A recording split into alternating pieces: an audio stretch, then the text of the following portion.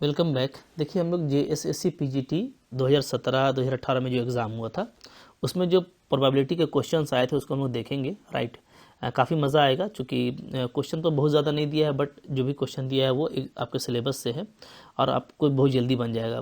कुछ तो बहुत सिंपल क्वेश्चन है।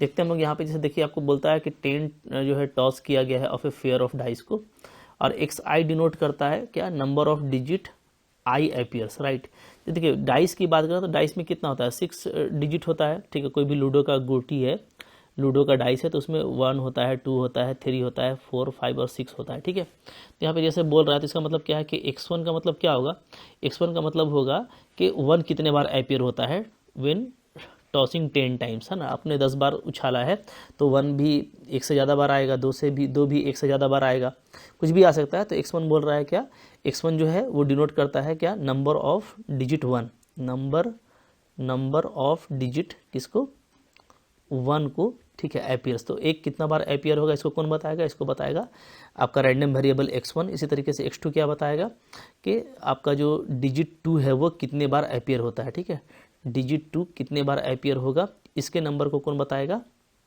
x2।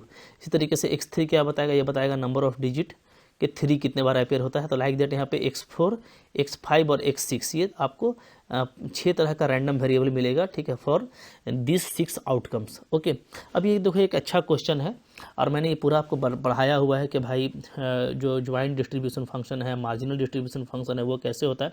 और ये तो कैसे आपका, ये तो आपका मल्टीनोमियल जो है थ्योरम से बनेगा, क्योंकि बहुत बड़ा टॉस है, 10 टॉसेस किया गया है।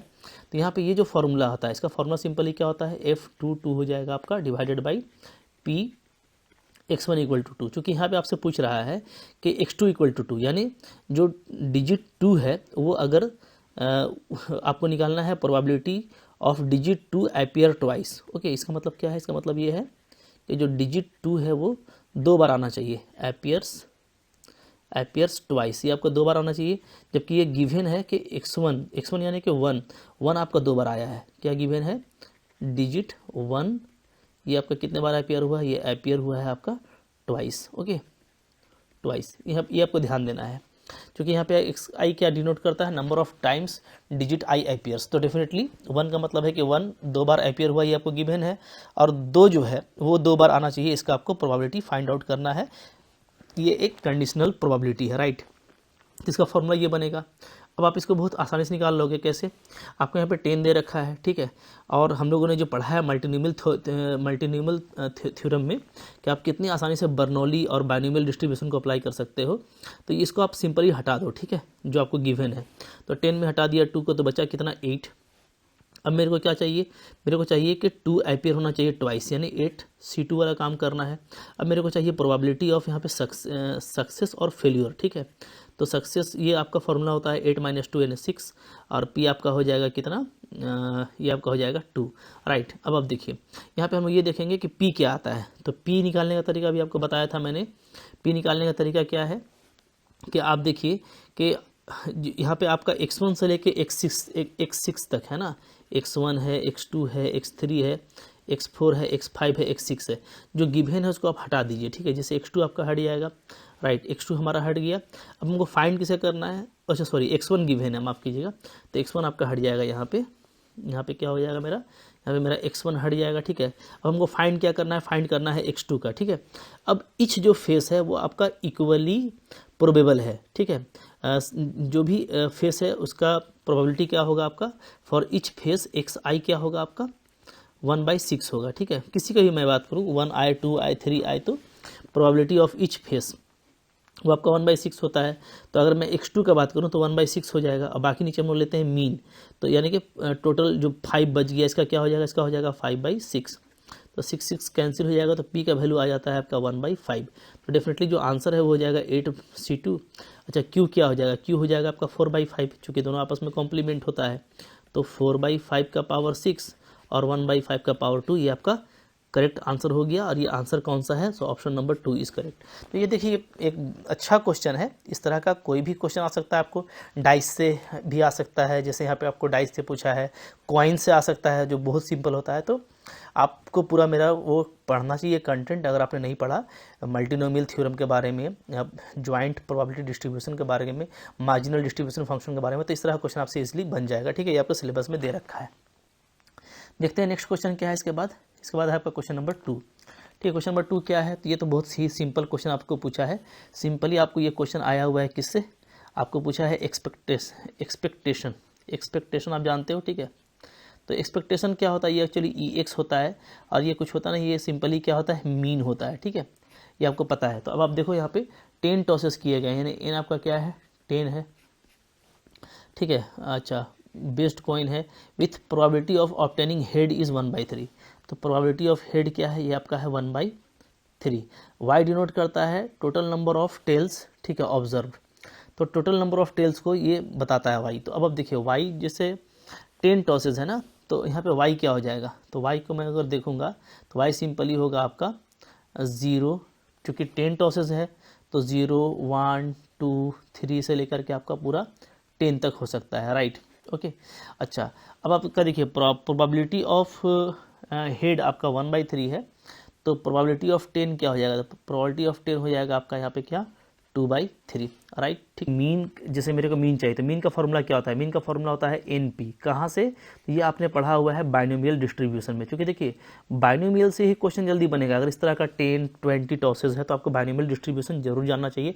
बहुत सिंपल होता है, बहुत अफेक्टिव है। ठीक है, और क्वेश्चन तो इससे जो है आता ही आता है, चाहे आप जो है ज्वाइंट प्रोबेबिलिटी के बारे में पढ़ो या पढ़ो इसी तरह से सिंपल के बारे में। ठीक है, तो बहुत मज़ा आता है। अब देखिए बाइनोमियल में आप देखोगे NP होता है। N क्या है? N है आपका यहाँ पे 10, ओके, और P क्या है? तो P आपका यहाँ पे है प्रोबेबिलिटी ऑफ सक्सेस, क्योंकि आपको Y जो है बात करना है टेल्स के लिए, तो टेल्स का जो प्रोबेबिलिटी है वो 2/3 है।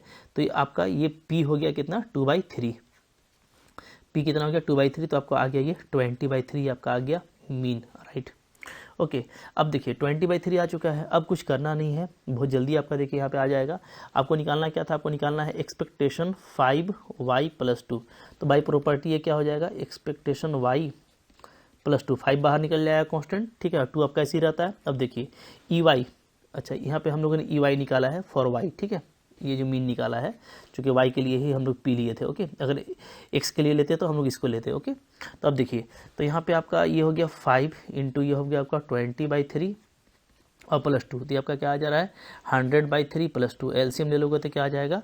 ये 106/3 आ जाएगा। कितना क्विक आंसर आ रहा है आप भी देख रहे हैं। ठीक है, बहुत मज़ा आएगा इस तरीके से आपको क्वेश्चन करने में, बिल्कुल एग्जाम में क्वेश्चन नहीं छूटने वाला।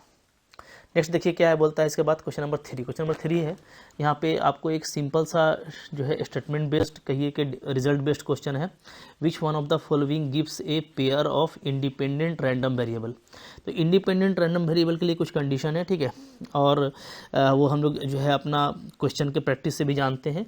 यहाँ पे 2 डाइस को थ्रो किया गया है। x डिनोट करता है मैक्सिमम को, y करता है मिनिमम को। तो ये कुछ भी हो सकता है, ये आपका कोई ज़रूरी नहीं है कि रैंडम वेरिएबल हो, चूँकि रैंडम वेरिएबल का मतलब क्या है? IID, यानी आपको independent identically distributed, right, independent identically distributed. Okay, तो यहाँ पे हम लोग देखेंगे मैक्सिमम मिनिमम ऐसा नहीं कुछ हो सकता। यहाँ पे आप देखोगे 10 कॉइन्स के बारे में बोलता है कि x डिनोट करता है नंबर ऑफ हेड अपीयर को, y करता है टेल को, तो ये भी कंफर्म नहीं है। ठीक है, 1 से 6 के लिए xi डिनोट करता है number of digit i appear. ठीक है, जैसा पहला क्वेश्चन में दिया था, यहाँ पे आपको जो है अगेन दे रखा है किस तरह का ज्वाइंट जो रैंडम वेरिएबल है, ठीक है, वो आपका होगा कि नहीं होगा, तो इसके बारे में भी नहीं कह सकते। यहाँ पे आप देखोगे 10 कॉइन्स है, टॉस्ट किया जाता है। ठीक है, अच्छा यहाँ पे देखिए x डिनोट करता है number of head appear on event tosses. देखिए यहाँ पे बिल्कुल अलग कर दिया गया है, और जो टेल डिनोट करता है वो है ऑड टॉसेज में। तो ये बिल्कुल जो है एक दूसरे से इंडिपेंडेंट है। ठीक है, इंडिपेंडेंट वाला केस है, और ये इंडिपेंडेंट के कंडीशन को सेटिस्फाई भी करेगा। तो यहाँ पे आपका 4th नंबर वाला सारा क्या है? करेक्ट है। ठीक है, चलिए देखते हैं इसके बाद कौन सा क्वेश्चन है। क्वेश्चन नंबर देखिए, फिर देखिए आपका है पास 4 नंबर क्वेश्चन क्या कह रहा है, बोलता है वी हैव। ठीक है, आपको ये अगेन जो है ज्वाइंट प्रोबेबिलिटी डिस्ट्रीब्यूशन से इस तरह का वैल्यू दे रखा है। ठीक है, एक्स वाई 1 2 3 है तो आपको बोलता है ये तो अब लॉलीपॉप क्वेश्चन हो गया। क्यों? आपको यहाँ पे बोल रहा है फॉर ऑल एक्स वाई, ठीक है, एक्स वाई कुछ भी इसमें से लीजिए, आपको जो वैल्यू है पी एक्स वाई का वो 1/9 है। ओके, मतलब सेल वैल्यू क्या है? सेल वैल्यू कह सकते हो कि आपका यहाँ पे 1/9 है, ठीक है, फॉर ऑल 1 2 3। तो बहुत इजी हो गया जी। P X greater than Y का मतलब क्या है? देखो एक्स और वाई आपको 1 2 3 लेना है, ठीक है। तो यहाँ पे आपका जो होगा वो ये होगा कि आप कौन कौन सा लेंगे, तो आप लेंगे एक्स को आप ले सकते हैं 2, तो वाई को 1 लेंगे, ठीक है। फिर आप एक्स को ले सकते हो 3, तो वाई को 2 लोगे, ठीक है। या मान लीजिए एक्स आपने 3 लिया है तो वाई को आप क्या लेंगे? वाई को आप 1 लेंगे, ठीक है। और तो कोई पॉसिबिलिटी नहीं है। 2 लेते हैं तो 1, क्योंकि एक्स आपको ग्रेटर लेना है तो 2 1 होगा, ठीक है। 2 1 होगा, 3 2 होगा, 3 1 होगा। तो इनको आप बस जोड़ दीजिए। अच्छा, सबके लिए वैल्यू क्या है? सबके लिए वैल्यू 1/9 ही है। For all X Y value क्या है? 1/9, सो इट इज़ जस्ट 3/9, और ये कैंसिल हो गया 1/3। तो देखिए कैसा लॉलीपॉप क्वेश्चन दिया है, ठीक है, तब बिल्कुल बिंदास तरीके से बन जाएगा।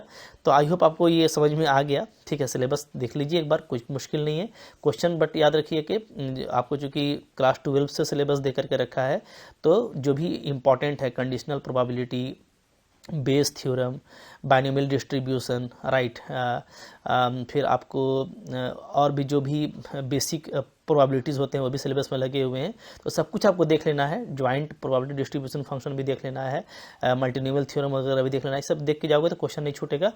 प्रोबेबिलिटी के क्वेश्चन एग्जाम में इजी होते हैं, इसको छोड़ के नहीं आना है। इस तरह क्वेश्चन आएंगे तो आप बना के आइएगा। तो आई होप आपको अच्छा लगा होगा। अच्छा लगा तो लाइक कीजिएगा, चैनल पहले है सब्सक्राइब कीजिए, ठीक है। सारा मैंने JSSC PGT का क्वेश्चन सोल्व करके दे दिया है चैनल पे, आप उसको ढूंढ लेना, ठीक है। प्लेलिस्ट में भी आपको मिल जाएगा, वहाँ से भी आप देख सकते हो। सारा देख लो, तैयारी कर लो बढ़िया से, और अच्छे से एग्जाम में जाइए, डेफिनेटली आपका एग्जाम क्लियर हो जाएगा, ठीक है। Thank you very much.